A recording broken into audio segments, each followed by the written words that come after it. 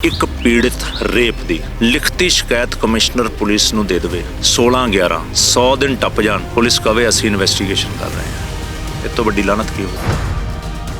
ਅਦਾਲਤਾਂ ਦੇ ਹੁਕਮਾਂ ਦੀ ਉਹਨਾਂ ਨੂੰ ਪਰਵਾਹ ਨਹੀਂ, ਕਾਨੂੰਨ ਤੇ ਵਿਧੀ ਜੋ ਲਿਖੀ ਹੋਈ ਹੈ ਉਹਦੀ ਉਹਨਾਂ ਨੂੰ ਪਰਵਾਹ ਨਹੀਂ, ਜਿੰਨੀ ਉਹਨਾਂ ਦੀ ਬਦਨਾਮੀ ਹੋ ਰਹੀ ਹੈ ਉਹਦੀ ਉਹਨਾਂ ਨੂੰ ਪਰਵਾਹ ਨਹੀਂ। ਇੱਕ ਰੇਪ ਪੀੜਿਤ ਹੈ ਜਿਹੜੀ ਉਹਦੇ ਤੇ ਸਰੀਰਕ ਸੱਟ ਨਹੀਂ ਮਾਨਸਿਕ ਸੱਟ ਵੀ ਲੱਗਦੀ ਹੈ।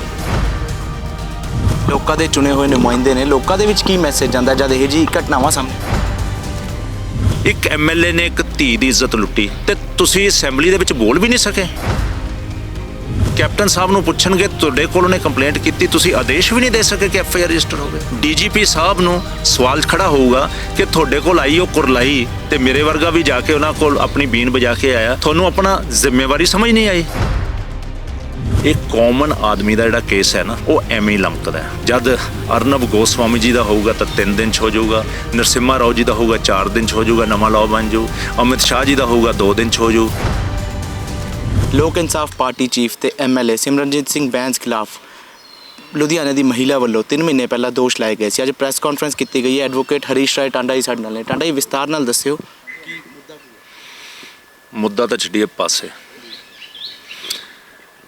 ਕਹਾਣੀ ਇਹ ਹੈ ਕਿ ਇੱਕ ਪੀੜਿਤ ਰੇਪ ਦੀ ਲਿਖਤੀ ਸ਼ਿਕਾਇਤ ਕਮਿਸ਼ਨਰ ਪੁਲਿਸ ਨੂੰ ਦੇ ਦੇਵੇ 16/11 100 ਦਿਨ ਟੱਪ ਜਾਣ ਪੁਲਿਸ ਕਵੇ ਅਸੀਂ ਇਨਵੈਸਟੀਗੇਸ਼ਨ ਕਰ ਰਹੇ ਹਾਂ।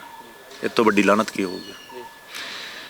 ਅਦਾਲਤਾਂ ਦੇ ਹੁਕਮਾਂ ਦੀ ਉਹਨਾਂ ਨੂੰ ਪਰਵਾਹ ਨਹੀਂ, ਕਾਨੂੰਨ ਤੇ ਵਿਧੀ ਜੋ ਲਿਖੀ ਹੋਈ ਹੈ ਉਹਦੀ ਉਹਨਾਂ ਨੂੰ ਪਰਵਾਹ ਨਹੀਂ, ਜਿੰਨੀ ਉਹਨਾਂ ਦੀ ਬਦਨਾਮੀ ਹੋ ਰਹੀ ਹੈ ਉਹਦੀ ਉਹਨਾਂ ਨੂੰ ਪਰਵਾਹ ਨਹੀਂ।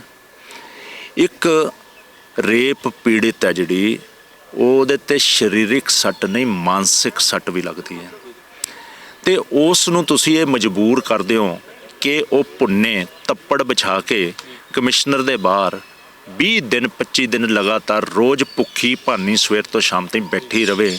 ਇਹਨਾਂ ਨੂੰ ਦਰਦ ਨਹੀਂ ਆਉਂਦਾ, ਇਹਨਾਂ ਨੂੰ ਆਪਣੀ ਜ਼ਿੰਮੇਵਾਰੀ ਯਾਦ ਨਹੀਂ ਆਉਂਦੀ, ਇਹਨਾਂ ਨੂੰ ਇਹ ਮਹਿਸੂਸ ਨਹੀਂ ਹੁੰਦਾ ਕਿ ਇਹ ਵੀ ਕਿਸੇ ਦੀ ਧੀ ਹੈ, ਇਹਨਾਂ ਨੂੰ ਇਹ ਡਰ ਨਹੀਂ ਆਉਂਦਾ ਕਿ ਜੇ ਕੱਲ੍ਹ ਨੂੰ ਅਦਾਲਤਾਂ 'ਚ ਮਾਮਲਾ ਚਲੇ ਗਿਆ ਤੁਹਾਡੇ ਉੱਤੇ ਕੋਰਟ ਨੇ ਪਰਚੇ ਰਜਿਸਟਰ ਕਰਵਾਤੇ ਫਿਰ ਕੀ ਕਰੋਗੇ। ਇਹ ਬੜੀ ਅਜੀਬ ਜੀ ਸਿਚੁਏਸ਼ਨ ਹੈ। ਮਤਲਬ ਮੇਰੇ ਨਾਲ ਕੰਪਰੀਹੈਂਸ਼ਨ ਤੋਂ ਬਾਹਰ। ਜੇ ਮੈਨੂੰ ਇਸ ਇਨਸੀਡੈਂਟ ਤੋਂ ਪਹਿਲਾਂ ਕੋਈ ਪੁੱਛ ਲੈਂਦਾ ਕਿ ਇਹ ਹੋ ਸਕਦਾ, ਮੈਂ ਉਹਨੂੰ ਕਹਿੰਦਾ 100% ਨਹੀਂ।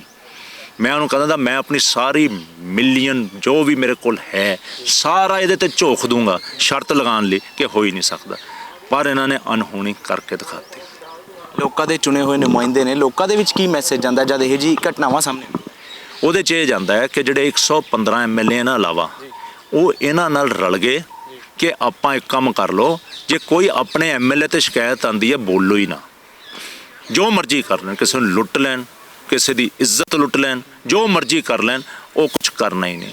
ਲਾਹਨਤ ਹੈ। ਉਸ ਦੇਖੋ ਲੋਕਾਂ ਦੇ ਤੁਸੀਂ ਰਿਪਰੈਜ਼ੈਂਟੇਟਿਵ ਹੋ, ਲੋਕ ਤੁਹਾਨੂੰ ਸਵਾਲ ਕਰਨਗੇ ਕਿ ਇੱਕ ਐਮਐਲਏ ਨੇ ਇੱਕ ਧੀ ਦੀ ਇੱਜ਼ਤ ਲੁੱਟੀ ਤੇ ਤੁਸੀਂ ਅਸੈਂਬਲੀ ਦੇ ਵਿੱਚ ਬੋਲ ਵੀ ਨਹੀਂ ਸਕੇ। ਕੈਪਟਨ ਸਾਹਿਬ ਨੂੰ ਪੁੱਛਣਗੇ ਤੁਹਾਡੇ ਕੋਲ ਉਹਨੇ ਕੰਪਲੇਂਟ ਕੀਤੀ, ਤੁਸੀਂ ਆਦੇਸ਼ ਵੀ ਨਹੀਂ ਦੇ ਸਕੇ ਕਿ ਐਫਆਈਆਰ ਰਜਿਸਟਰ ਹੋਵੇ। ਡੀਜੀਪੀ ਸਾਹਿਬ ਨੂੰ ਸਵਾਲ ਖੜਾ ਹੋਊਗਾ ਕਿ ਤੁਹਾਡੇ ਕੋਲ ਆਈ ਉਹ ਕੁਰਲਾਈ ਤੇ ਮੇਰੇ ਵਰਗਾ ਵੀ ਜਾ ਕੇ ਉਹਨਾਂ ਕੋਲ ਆਪਣੀ ਬੀਨ ਵਜਾ ਕੇ ਆਇਆ, ਤੁਹਾਨੂੰ ਆਪਣਾ ਜ਼ਿੰਮੇਵਾਰੀ ਸਮਝ ਨਹੀਂ ਆਈ।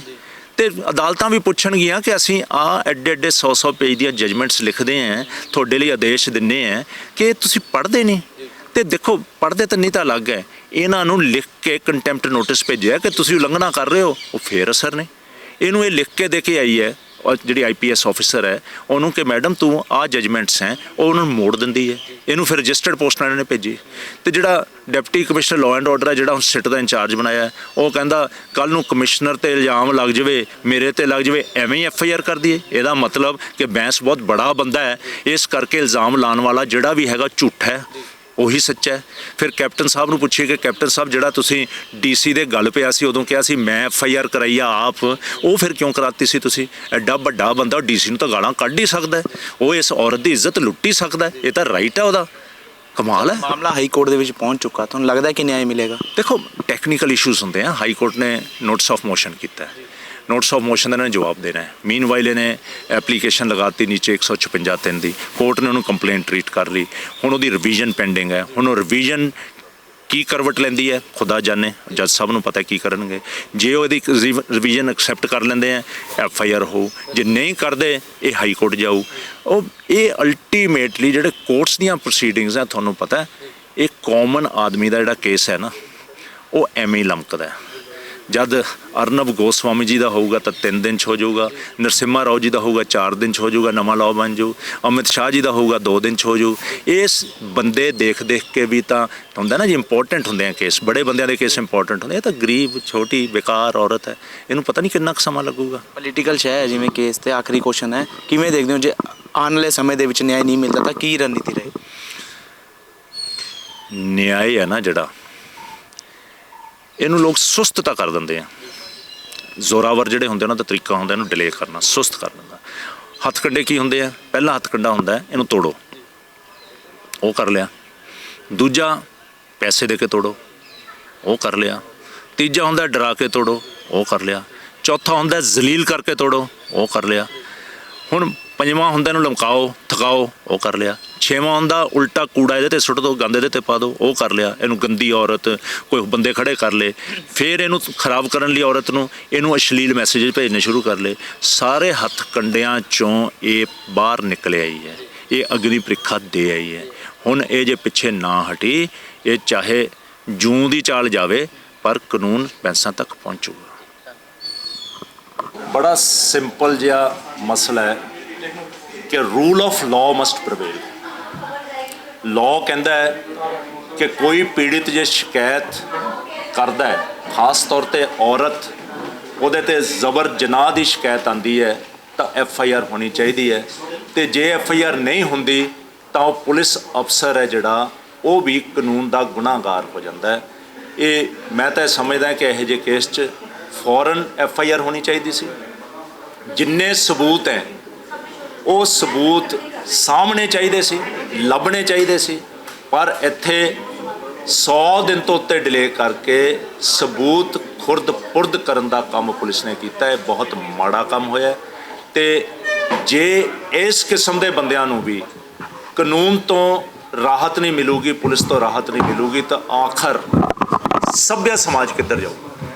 ਟੋਟਲ ਸਿਸਟਮ ਜੇ ਕੋਲੈਪਸ ਕਰ ਜਾਊਗਾ, ਪੁਲਿਸ ਵੀ ਆਪਣੀ ਜ਼ਿੰਮੇਦਾਰੀ ਤੋਂ ਭੁੱਲ ਜਾਊ, ਐਗਜ਼ੈਕਟਿਵ ਵੀ ਆਪਣੀ ਜ਼ਿੰਮੇਦਾਰੀ ਤੋਂ ਭੁੱਲ ਜਾਊ, ਲੈਜਿਸਲੇਚਰ ਵੀ ਅੱਖਾਂ ਬੰਦ ਕਰ ਲੂ, ਤਾਂ ਆਖਰ ਬਣੂਗਾ ਕੀ ਬਣੂਗਾ ਸੋਸਾਇਟੀ ਦਾ?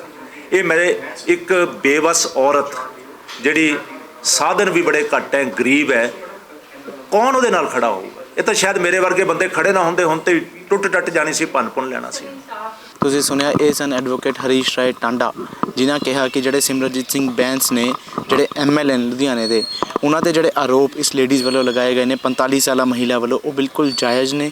ਤੇ ਇਹ ਜਿਹੜੀ ਚਾਲ ਆਪਣੀ ਚੱਲ ਰਹੀ ਹੈ, ਕਦੀ ਨਾ ਕਦੀ ਜਿਹੜਾ ਹੈਗਾ ਛੇਤੀ ਇਹਨੂੰ ਨਿਆਂ ਜਿਹੜਾ ਹੈਗਾ ਉਹ ਮਿਲੇਗਾ। ਕੈਮਰਾ ਪਰਸਨ ਪੀਯੂਸ਼ ਦੇ ਨਾਲ ਕੋਮਲ ਸਿੰਘਲਾ, ਸਕਾਈ ਨਿਊਜ਼ ਚੰਡੀਗੜ੍ਹ।